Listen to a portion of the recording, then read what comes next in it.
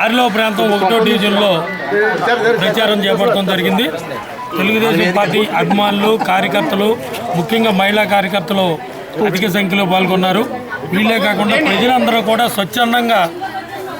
స్వచ్ఛందంగా తెలుగుదేశం పార్టీ వస్తే కానీ రాష్ట్రం బాగుపడదు, పేదల కష్టాలు తీరవనేది ప్రజలందరూ తెలుసుకుని ప్రజలందరూ కూడా స్వచ్ఛందంగా రావడం జరుగుతుంది.